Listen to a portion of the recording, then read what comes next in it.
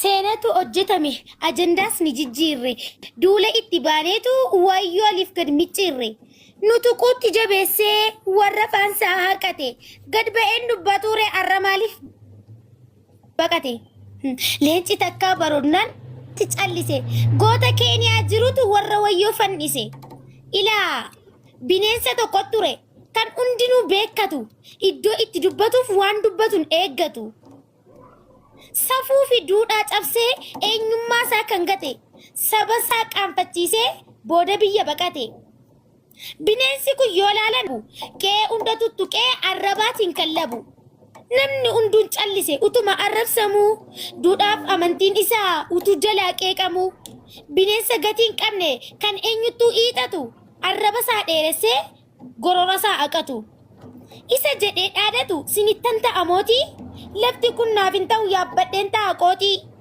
jedhee mataatti ol ba'ee isa wallaale likkii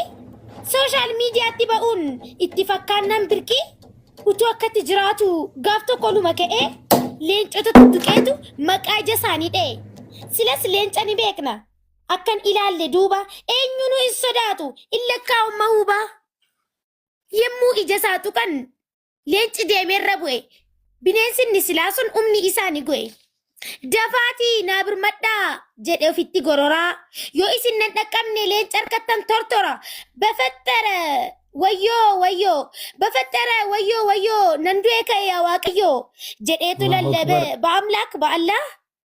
ofuma jala yaasaa fincaaniif bishaan qallaa nan dandeessan nan tuqtan jedhee dur iyyaa ture leencatu bira dhaqee wayyootiin isa fure akkas ta'e egaa kunoo bineensi miila lamaa ba'aatii dubbadhaaqa waganni isaa warraman seenaan isaa kanadha bineensi warra wayyoo taragaaggayi kaanis in ariifatin qayyoo akkamitti adda laata nu ummata muslimaa leencaa fi jalduun yoomi walitti madaalama gaaddidduu keenya gadhaa warraftanis borumaa fagoo jirra gamniif gamanni numa sabaayyoo adda taanius maqaa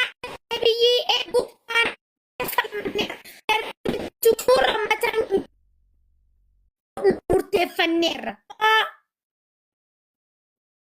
Asiko dhumarratti rabaatii fi afaan keessan eeggadhaa wal qusanna arraa fi dhumarratti hin jiru baraa qoosaan nu biraa Afrikaas ta'i Ameerikaa eessallee addunyaarra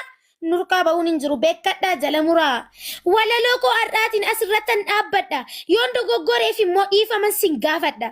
maqaa koo yoo feetanis jaallee abbaa caaliiti walaleessituun talaa giiftii warra macha salaamu alaikum warahmatullaahi wabarakaatu. Allahu akbar. Gaaf tokkotu lola deemnu shaamiin keessa laga Efraatis keenya biyya Iraaq keessa dhiinaa. Siifan mallateessa seenaa hundumaa keessa yaadannoo kulla yoomii nutti araarame yaa mootii zalaalamii.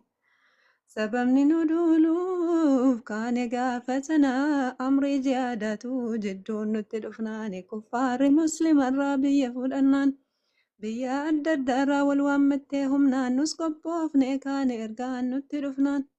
Eenyuun rafee bula muslimni miidhamnaa walitti birmachuuf rakkoon tokko dhufnaan. Of qopheessa jundiin rabbal aalamiina qalbiinaa dhagaa yaabbolaa mu'minaa taabiyoota keessaa waa'in seenaa kanaa ulamarraan dhage yeroo dhiyoo kana. Ajaa'iba dubbannaan anis ummataaf himee nutti araarame yaa mootii zalaalamii. Jedha Abuu Qudaamaan kunuu riqaa ga'e waraana qubsiisee biyya keessa ka'e daawaan godhe masjiida hundarra naanna'ee bakka hundattuu fadlii jihaadaan haasa'e waanuma ilaahiin quraanaan nu kaa'ee akka ardiin jihaadaa lafa gabaa ta'e bakka lubbuu fariin gurgurtaaf qophaa'e hizbiif rabbiin jundiin sheexaan addaan ba'ee jedhee tan dammaqsee hammuman danda'e. Galaa mujaahidaas funaane hammatee waazirratuun jedhu halkan dukkanaa'ee manaan bulu dhaqeen cufadhee gattaa'e halkan namni dhufee ulaanatti dha'ee yaaduullee hin dandeenye eenyuun akka ta'e namni nasii beeku waan hin jirre ta'ee fateenyu jedhee taan gaafadha abbaa ta'e